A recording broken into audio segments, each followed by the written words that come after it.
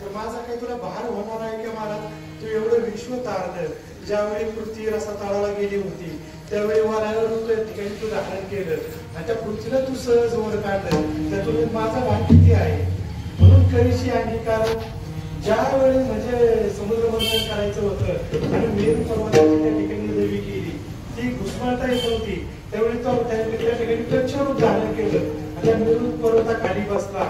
एवढा मेरू पर्वताचा भार तू स्वीकारला, माझा भार भारतात तुझ्या कितीच आहे? म्हणून करीशी अंगीकार काय माझा भार? हा भार घेण्यासाठी महाराज आपल्याला त्या ठिकाणी भगवंताशी अनन्य शरण जाता आलं पाहिजे. हे फार महत्वाचं आहे. जर आपण अनन्य शरण जर त्या ठिकाणी भगवंताला गेलो तरच भगवंत आपल्याला त्या ठिकाणी स्वीकारणार आहे. नवे नवे आपला भार त्या ठिकाणी स्वतःच्या पदरी त्या ठिकाणी घेणार आहे. ते ऋणवय पण न दे कोणी अंगी, मी आपुलियाची उत्तीर्णत्वा लागी, भक्ताची येतो त्यागी परिचर्या करी. भगवंत सांगताय जर भक्तीचं जर ऋण जर झालं तर मला त्या ऋणामधून मुक्त होण्यासाठी त्या ठिकाणी त्या भक्ताची चाकरी सुद्धा त्या ठिकाणी करावी लागते. नाथ महाराजांची चाकरी केली की नाही केली महाराज? नाथ महाराजांची आपण अनेक उदाहरण त्या ठिकाणी पाहायला मिळतील. आता वेळ त्या ठिकाणी थोडासा राहिलेला आहे. फक्त आपण भगवंताच्या दिशेने आपलं पाऊल पडले गेलं पाहिजे. एक भगवान श्रीकृष्णाचा प्रसंग सांगतो महाराज. शांताराम महाराज आपला विषय पण झाला होता, फार सुंदर प्रसंग आहे की त्या ठिकाणी यमुना मैयेला त्या ठिकाणी दिवे त्या ठिकाणी व्हायचे होते. दिवे असे म्हणजे पेटते दिवे आपण नदीमध्ये सोडतो का, म्हणजे आपली एक त्या गंगेची म्हणजे आराधना करण्याची, उपासना करण्याची एक आपल्या भारतीय शास्त्रामध्ये पद्धत आहे. तर ते दिवे वगैरे त्या ठिकाणी तयार केले होते आणि यमुनेच्या काठ्यावर त्या ठिकाणी बसल्यानंतर भगवान श्रीकृष्ण काही अंतरावर खाली पाण्याजवळ बसले होते, जवळच बसले होते. आणि ती यशोदामाई काय करत होती, ते पाण्याचे जे दिवे जे आहे ते दिवे पाण्यामध्ये सोडत असायचे. ते दिवे असे तरुण वाहत जात असायचे. तर ते दिवे जात असताना भगवान श्रीकृष्ण काय करायचे, त्यातले जे दिवे आहेत पेटते दिवे ते घ्यायचे आणि काठावर ठेवायचे. पाण्याचे दिवे घ्यायचे, काठावर ठेवायचे. हा प्रसंग यशोदामाईने पाहिला आणि यशोदामाई काळातल्या काळात असली आणि भगवान श्रीकृष्णाला सांगितलं, अरे का ना तू किती जणांना वाचवणार आहे? काही दिवे तर वाहत जातात आणि त्या ठिकाणी पुढे जाऊन बुडतात. तू तुझ्या हाती किती लागणार आहे? थोडे दिवे तू वाचवतो, बाकीचे तर सगळे बुडणारच आहे, मग वाचून तुझा उपयोग काय? त्यावेळी भगवान श्रीकृष्णाने सांगितलं, ऐक मैये, तुम्हाला प्रश्न केला म्हणून तुला उत्तर देतो. जे माझ्यापर्यंत येतात ना त्यांनाच मी काढून काठावर ठेवणार आहे. जे माझ्या जवळ येतात त्यांनाच मी तारणार आहे. जे माझ्यापर्यंत येणार नाही ते असेच बुडणार आहे. म्हणून करीशी अंगीकार, तरी काय माझा हार. तर माझा अंगीकार जर केला तर माझा काय तुला भार होणार आहे का?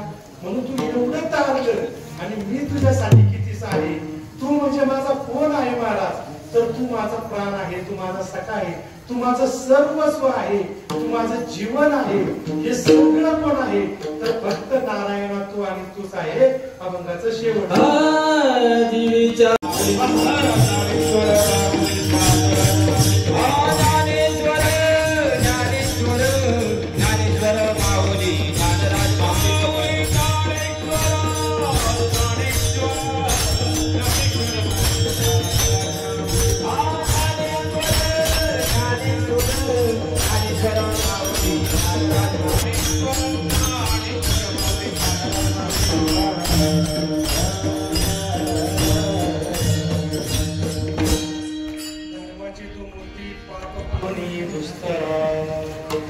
आपली नियोजित वेळ संपलेली आहे. खरं तर महाराज या ठिकाणी मी अभंग घेणार होतो. साधुबोध झाला तो मोडून ऐकला या अभंगावर बोलणार होतो, परंतु काल नामदेव महाराज खाली आम्हाला भेटले. म्हटले महाराज तुम्ही धर्माची तो मूर्ती या अभंगावर बोला, म्हणून हा अभंग या ठिकाणी घेतला. म्हणजे वाटायला नको का टिकण्यामुळे पाहिजे महाराज, त्या ठिकाणी विषय मांडता आला पाहिजे. आणि दुसरी गोष्ट अशी तिकडे आम्ही काशीला वगैरे प्रयागला वगैरे त्या ठिकाणी गेलो होतो आणि त्या ठिकाणी गेल्यानंतर सतत थंड पाण्याने आंघोळ वगैरे हा जरा घसा प्यायला आहे.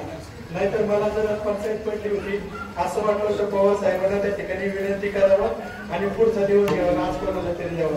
परंतु आपली सेवा जी आहे ती आपण आपली जबाबदारी त्या ठिकाणी पार पाडायची.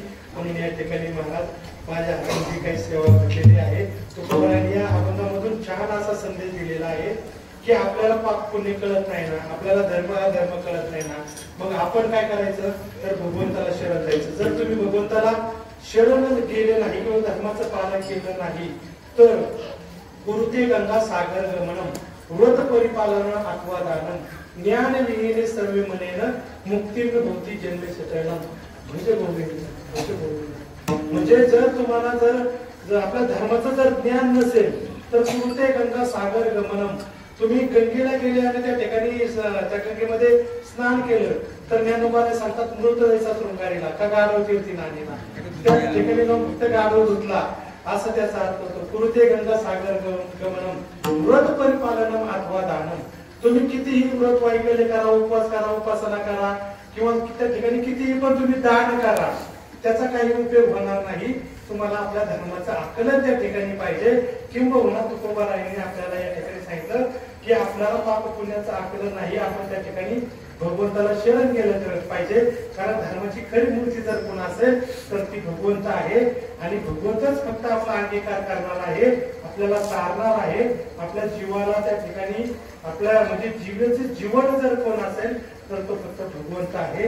अशा अनुषंगाने माझ्या अल्पमती बुद्धीप्रमाणे त्या ठिकाणी संत मनाजी बाबा यांच्या कृपेने मला म्हणजे जे काही बोलण्याचं म्हणजे त्या ठिकाणी अवधार्य लाभलं किंवा त्यांच्या माझ्यावर काही जी कृपा झाली महाराज, त्या कृपेने खऱ्या अर्थाने मी या ठिकाणी उभा आहे.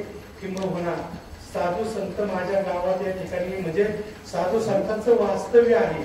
साधू संतांना महाराज त्या ठिकाणी मरण कधीच नसतं, ते सदैव त्या ठिकाणी आपल्या अनुभूतीने किंवा आपल्या कृतीतून दाखवून देत असतात की मी तुमच्यामध्ये आहे. म्हणून महापुरुषाच्या नावाच्या समोर आपण कधी पाहिले का कैलासवासी शिवाजी महाराज भोसले, कैलास स्वर्गीय संभाजीराजे भोसले असं वाचलंय का कधी? स्वर्गीय माऊली महाराज कुलकर्णी असं वाचलंय का आपण कधी? असं नाही. साधू संतांच्या नावापुढे कैलासवासी स्वर्गीय, कारण ते सगळे जे मोक्ष वगैरे जे आहे सगळे त्याच्या पायनळी त्या ठिकाणी असतात. म्हणून त्या ठिकाणी महाराज साधू संत जे असतात ते साधू संतांनी जे उपदेश केलेले आहे ते उपदेशच आपल्याला त्या ठिकाणी जाणत असतात. म्हणून या ठिकाणी तुकोबारायांनी आपल्याला उपदेश केला की भगवंत हा खऱ्या अर्थाने त्या ठिकाणी धर्माची मूर्ती आहे आणि त्या ठिकाणी तुम्ही त्या ठिकाणी शरण गेलं पाहिजे.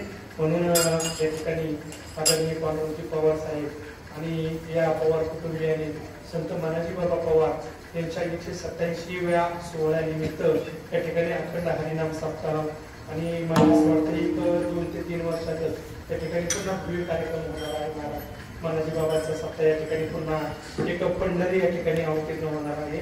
त्या कार्यक्रमाचं आयोजन नियोजन आदरणीय बजरंग महाराज आंधळे या ठिकाणी करत असतात. सर्व गायक या ठिकाणी उपस्थित चांगलं त्या ठिकाणी गायन करून मला या ठिकाणी उपकृत केलं असं म्हणावं लागेल. त्या ठिकाणी रोहन महाराज खाडे, शंकरजी महाराज मुंडे यांनी सुद्धा चांगला असं पक्वान वादन या ठिकाणी केलेलं आहे.